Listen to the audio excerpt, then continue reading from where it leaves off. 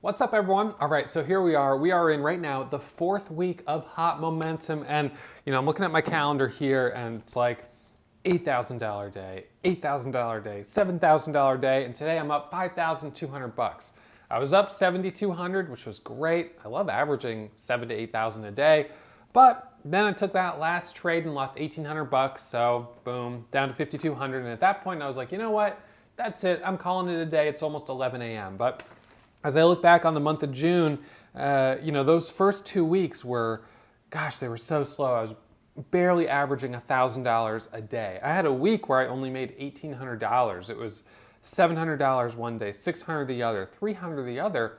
And then, here you are 3-4 weeks later, and the averages are like $8,000 a day. It's crazy. So to me, what it is it's that ebb and flow of the market. When you're in a hot market, traders, they all collectively see this opportunity. When I see stocks moving 100 to 200% each day, guess what I do? I take bigger share size and I'm more aggressive at my entry points. And I'm just one trader. You multiply that mentality by 100,000 traders, and that's what creates the exuberance that we see in the market during these really powerful hot streaks. So right now, 4th week of the hot streak, I'm loving it, but I know that inevitably things will slow down. We will get that little bit of a cool off. And traders start to, maybe more stocks start to pop up and get slammed back down. Short sellers get a little more aggressive, and maybe the ebb and flow shifts to the short side. And if you trade both long and short, well, maybe you can be pretty consistent straight across. For me, I only trade to the long side, and there's a couple reasons. People ask me this all the time. The first reason is that I sometimes trade in a retirement account. And in a retirement account, I cannot short stocks. You're not allowed to. So that's reason number one. Reason number two, I use Lightspeed as my broker, back up there. And the reality is Lightspeed, even though they're a terrific broker for my strategy, great hotkeys, really fast executions, they don't have availability of most of the small caps. So a lot of these low price stocks in the $2 to $5 range, the shares aren't available. So if I wanted to trade at a firm that actually had the shares, some of them have a minimum balance of $50,000, which means if I was trading there, that'd be good for me. But for the majority of our students, you wouldn't be able to follow along on those trades. You wouldn't be able to take any of them, and it wouldn't really benefit you that much to see me trading a strategy that you wouldn't be able to trade yourself until you had $50,000 in your account. So that's reason number one. Reason number two, and reason number three, I guess for me, is I see the market more clearly to the long side. It just makes more sense to me to be a buyer, and I think that's kind of being like a righty or a lefty. You just kind of, one feels a little more natural than the other. And so that's why a lot of traders fall into either the camp of being a short seller or being a long biased trader. And I guess I'm on that side. There's some traders that can go back and forth, and I give them a lot of credit for it, but I've never been that way. So those are the three reasons that I focus on the market, mostly the long side. And I guess the fourth is that there's nothing more frustrating than losing on a long position, flipping short, having it go back up, and losing on the short side. When you look at your P&L and you're red both long and short, you just feel like you're really screwed up. So that's just a very frustrating feeling. But anyway, so today's a day where market was pretty strong to the long side, made some good money, and we'll break it down in our midday market recap. Any questions, any comments, leave them below. I read them all, and I'll come back and answer them later today. All right, enjoy the recap.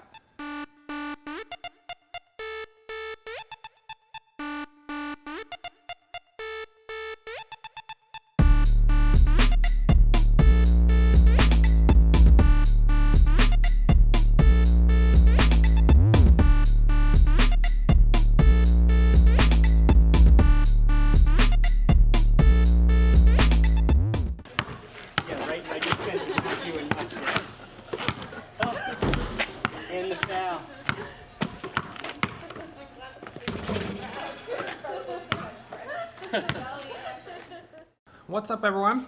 All right, so we're going to do our midday recap for today, finishing the morning up $5,205.09. Another awesome day of trading. I mean, this is $8,000 yesterday, or $7,000, whatever it was, $7,800.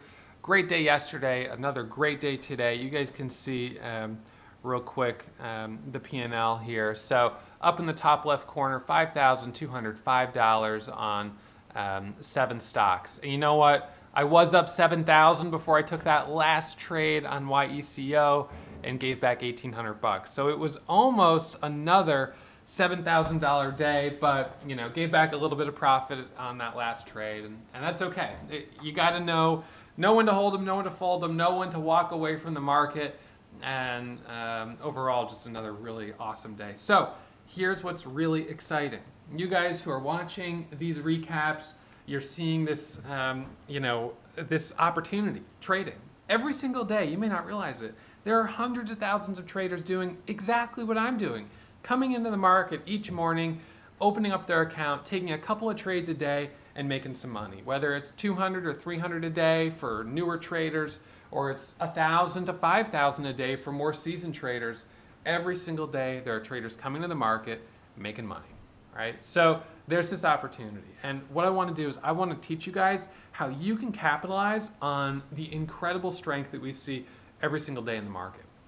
We really are in this new stock market economy where the market has never been more accessible to average people than it is right now. I mean, think about this. I live right now in the Berkshires, Western Massachusetts, and I live up in the woods. And for someone like me, 30 years ago, the stock market was not an option unless I wanted to go work on the exchange, right? Unless I wanted to go work on the floor. And so the fact that from my house and now my little office here in the Berkshires, that I can access the market and that I can trade every single day, it is absolutely incredible. And so many of you guys, you guys are located, I'm sure, all around the world. Some of you are in different places in the United States. Some of you guys are international. You guys can access the market just like this, right on your phone. You can be accessing the market. So with the access to the market, the problem is a lot of people don't have the education to know how to trade it correctly. And so they end up making mistakes. And so that's where I really want to help you guys. So what we're doing tomorrow, 1 p.m. Eastern, is we're hosting an encore to the workshop that we hosted in June. We had an amazing turnout at that workshop. In fact, we had so many people that a lot of people weren't even able to get in because we had a cap on the number of seats available. So what we're doing again is we're hosting an encore tomorrow, 1 p.m. Eastern. The link is right below in the description. Those of you watching right now on YouTube, and I'll put the link, or on Facebook, I'll put the link in the description for YouTube as well. I want you guys to go there right now and register. This workshop is going to be awesome. Not only am I going to be teaching you my 3 secrets for trading the markets, how to manage your risk, how to find strong stocks to trade, and how to take your entries, I'm also going to be giving away some really cool bonuses. I'm going to give away a copy of my best-selling book to everyone who attends. And I'm also going to be giving away over $10,000 in bonuses to help jumpstart your career as a trader. So those bonuses will be access to our chat room, access to some of our premium classes, access to the simulator, access to my live trading archives, etc. All right, guys, so I want you to register. The workshop is going to be awesome. It's totally free, but seats are limited. We're limiting the seats this time, so everyone that registers can get in and have a great time. All right, so that's tomorrow, 1 p.m. Eastern. All right, so let me put screen share back up, and we can start going over my trades from today. All right, let's see. Okay, everybody. All right, so trades from today. Finished in the morning up $5,205.09. Not bad at all, but I was up $7,000 before this last trade on YECO. And so once again, the market, kicked me out for the day with a little bit of a slap. And that's how the market keeps you humble. Even when you've been doing this for years and years and years and years, you're still going to come in and, you're still going to have losses. You're still going to make some mistakes here and there, and you're going to get a reminder to trade smarter, to trade better. Today's a day where I know that I could have done a little bit better. I said that yesterday. I said that the day before. I'll probably say that again tomorrow. I'll probably say that for every single day of my trading career. I always know I can do a little bit better and I can make a little bit more money. So that's a pretty cool thing with trading. I mean, I'm at a point now where good days, average days are between $2,000 and $5,000. I'm averaging $2,700 per day every single day this year in 2018. Last year I was averaging more like I think $1,500 or $1,600 per day, which was good. But this is even better. So At the same time, there are traders out there who are averaging, $40 or $50,000 per day, and they're probably trading at hedge funds and, trading big large cap stocks. But you've got the whole spectrum, and so every single one of us, regardless of where you are, you've got an opportunity to become a little bit of a better trader, to be a little bit more successful, to harness your inner warrior. Let me show it to you guys. The inner warrior, here it is, right there. That's what it's all about, all right? Harness your inner warrior. So I did it today and finished up $5,200. So let's look at these trades. Started the morning with a trade on ACHV. All right, so ACHV, this was actually kind of an annoying stock. I'm down $739 on it. It was on the watch list pre-market. Was looking at it for continuation. It was up this morning a good, well, let's see. So let's just start from the very beginning. All right, so every single morning we start the same way. And we'll talk about this during our workshop. But let's see. Let me just run, I'm going to run a historical scan here. So the first step each day is finding stocks to trade. What's going on here? Why can't, I'm disconnected. Reset. So first step is finding stocks to trade. So I'm going to go to time frame, historical data, and let's see, 9:15 a.m. So at 9:15 a.m., this is what I was looking at in the market. All right. So I was looking at these two stocks, MTSL and ACHV. They were our leading gappers, gapping up 50 and gapping up 43%. All right, now both of them have pretty low floats. MTSL, I made some good money on yesterday, and it was setting up a little bit for continuation. We got this off the scanners yesterday. Remember, those scanners, those are the holy grail. That is how I find stocks to trade every single day. If I didn't have those scanners, I wouldn't have made $1 million trading the market. I mean, I absolutely attribute my success to being able to find stocks in real time, and I do that using scanners. So this scanner this morning showed me these two stocks. And MTSL pre-market, I wasn't that interested because it had sold off too much. But I said if it can break over 450, that's where I might get interested. Well, guess what? It hasn't broken over 450 today. It's just been consolidating. So no trades, no losses, no winners, nothing. Next one was ACHV. All right, so ACHV. What's up, Joe Palm? I see you there on Facebook. Right on. Joe's been a member for a really long time. He was a member almost within the first year. So he's been a member for like 4 years at Warrior Trading. So anyways, let's see. ACHV, I was watching for a break over the $0.50 over 550 for a retest of the pre-market high. So the bell rings and it pops up. And what I did was I got in right here first. Anticipating, actually it was inside this candle. I got in anticipating that we were going to break over 540, and so I got in at 539. It dropped to actually a low of 506, so I was down 35 cents on 7,500 shares, which was, a pretty good size loss. I was down like $3,000 or, no, I guess $2,100. I sell some of it for a loss. I'm like, all right, this isn't looking good.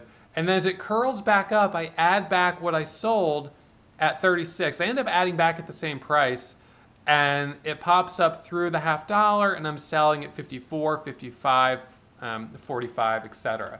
It hits a high of 60, and then it comes right back down again. So this stock was not easy. I was down $1,500 when I had sold half of it at in the 20s. And then I recovered $700 of it, so I'm down $750 on this stock, or $739. So not a lot of follow through on this one. And someone asked me yesterday, Ross, why don't you state your gains in terms of percentages instead of dollar amount? The problem for me is that it's a little bit hard to calculate that way because I take so many trades. I mean, literally here today, I have 99 tickets. So that's basically 99 individual trades. So going through and calculating the percentage gain on each one of them, it gets kind of crazy. So I just sort of look at my total net profit on each stock. But when we look at a stock like MYOS or MDGS, we'll look at in a second, I can show you how much it was up percentage-wise from where I got in to where I got out. And that might help see a little bit. But anyway, so ACHV, that was a $700 loss. It sells off and hasn't given me another opportunity. So I'm finishing the day down $700 on that stock. No follow through. So it is what it is. The next one on the scans was MDGS. All right, so MDGS, this one, it was a surprise move. It wasn't on our high day. It wasn't on our pre-market watch list. But once the bell rang, it ended up hitting our scanners, which showed us in real time that it was taking off. So here we have it hitting the scanners right here. And when it hit the scanners, I pull up the chart, I look at it, and I realize that it's got a pretty clean chart because it's above its moving averages, which are all right around here at 133. So I jump in at $1, starter at $1.50, and I'm adding as it's moving higher. This ended up, I mean, it really had a little bit of action pre-market, but this ended up being a pretty good trade. It went from $1.50 all the way up to $2.55. So, you know, that's obviously a really big move. I mean, that's, you know, more than 50%. So 50, 60, like a 75% move right there. For me, I jumped in at the $0.50. I wasn't sure it was going to work. It hit a high of 89, and I was like, okay, if it can break over 89, then I'll feel a little bit better about it. But I was a little bit iffy that it hit that kind of, it sort of hit a little bit of resistance up there at 89. For some reason, this is something that I'll tell you about e-signal is such a pain, is that moving averages disappear. You have them on your chart and then they just disappear. So there's the 200 exponential. I remember that I was worried on this one that we were approaching the 200 moving average at 196. So I was a little bit worried there. So I got in at $1.50. I added $1.75, and then I sold some at 86 and 81, thinking that we were getting a little bit close to this resistance point of 196. It dips down to a low of 167, and I sell, so I get out. But then it surges back up right here, and I add back at 191. So now I'm getting back in because it's showing strength. I get back in as it squeezes up to 135, 144, and then all the way up to 155. So in total, I made $2,484 on this stock, which really is not bad at all. So I'm happy about that win here on this one. I did end up going back in. No, actually, I didn't. I was watching at this area at 240, and I almost got back in, but then I didn't. I hesitated, and that ended up being kind of the right move because it did this sort of false breakout and then went sideways. But I would say, you know, if it can, it's in a wedge right now. So if it can break to the upside, you know, it might have a chance at going back up to the highs the way MTSL did yesterday. There really is some potential on this. So I'd keep it on watch. All right, so that's MDGS. Next one was MYOS. This one also hits the scanners. BOSC hits the scanners as well. I looked at this stock and I wasn't sure about it. The daily was okay, but it had this sort of pre-market chart where it popped up and sold off. So I kind of thought it was a little bit weak, so I just ignored that one. MYOS hits the, there's MDGS on the scans, MDGS. Let's see, MYOS hits here. I look at this and I'm like, MYOS, this is a former runner. This is a stock that I've traded in the past and done well on. So when I saw it hitting the scans, I was pretty quick to jump in. You can see here it hits a high of 232. So let's go down to this one.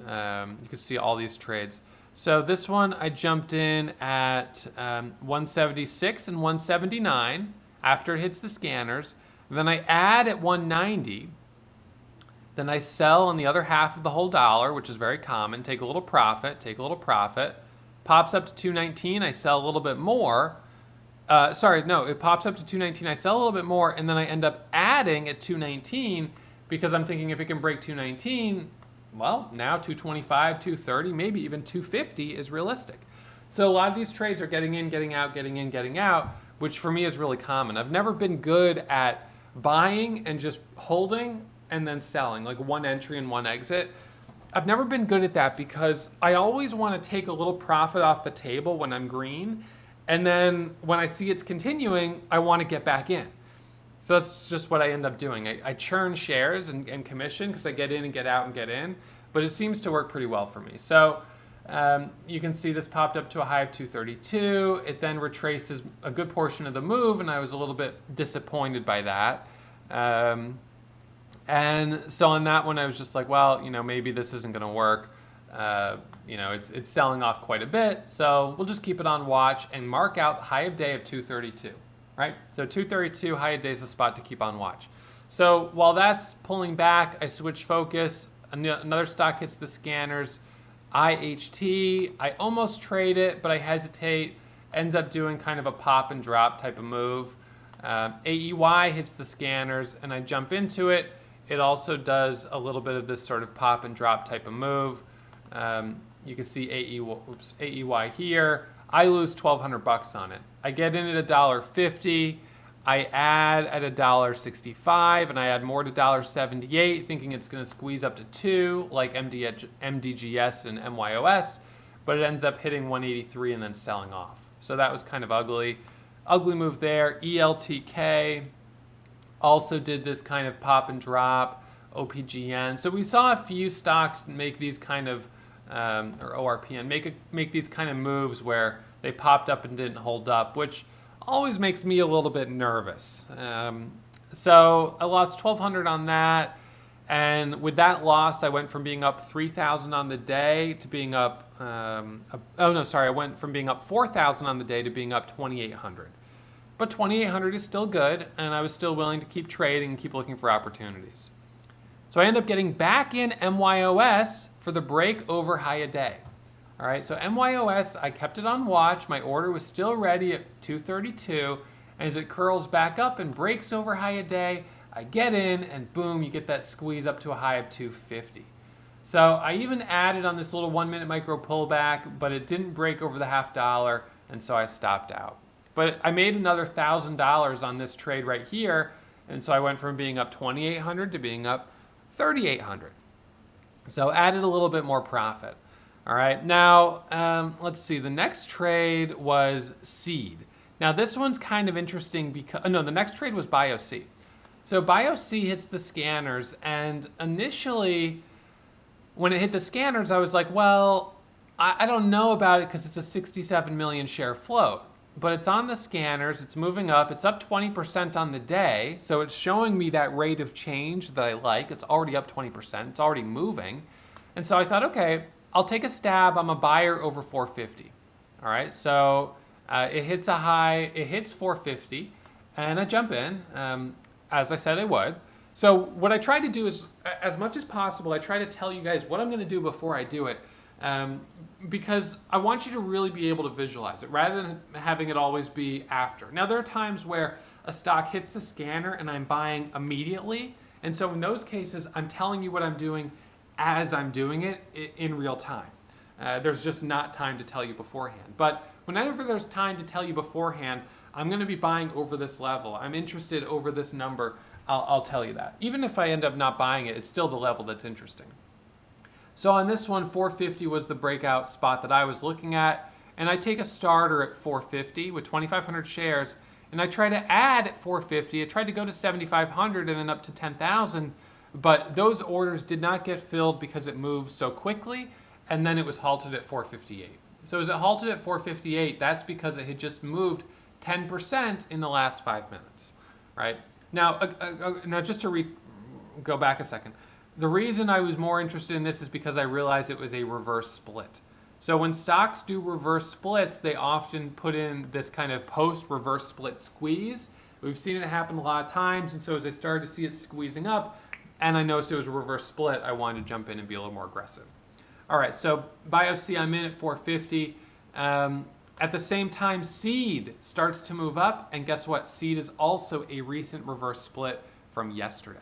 All right, so I see that one and I'm thinking, all right, this one's showing some strength. I'm going to keep it on watch. So I first see it down at 750, and I thought, that's interesting, but the volume is too light, and I'm not really sure about it.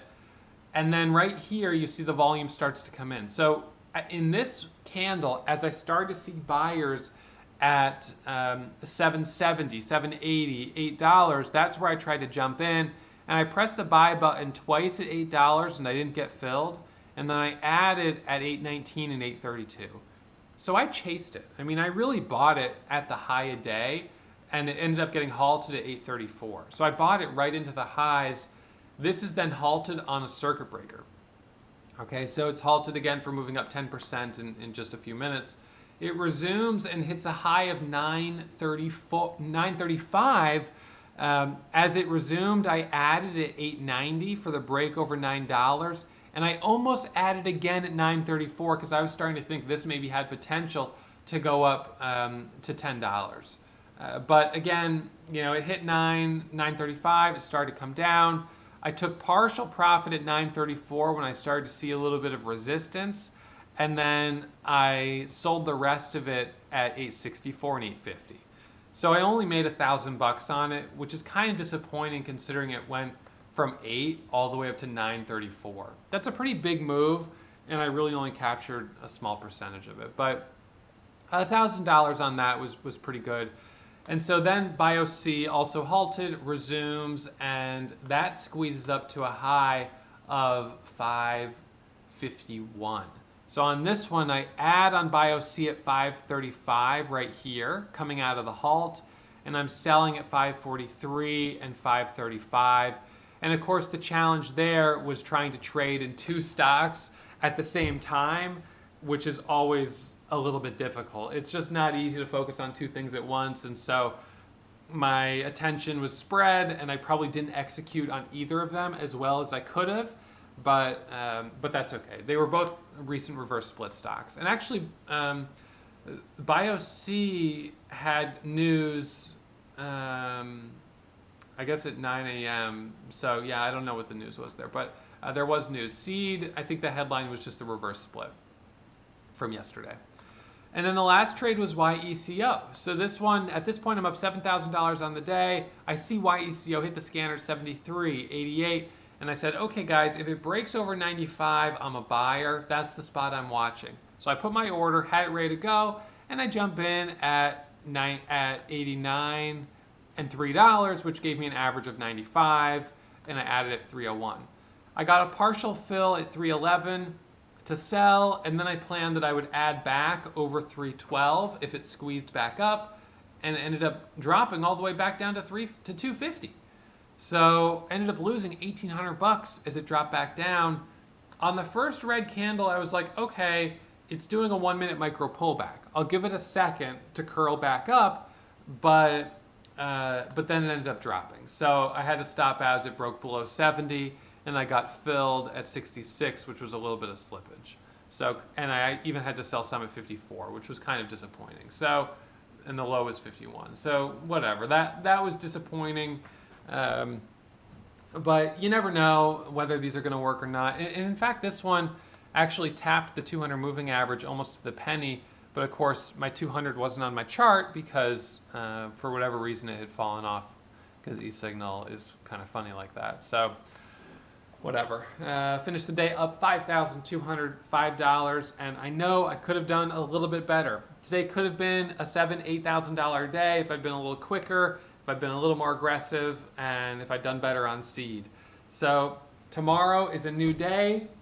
Right now I'm up, let's see, about $27,000 on the month here in week 2, which is good. And I'm up $341,000 this year. $341,000 this year, not bad at all.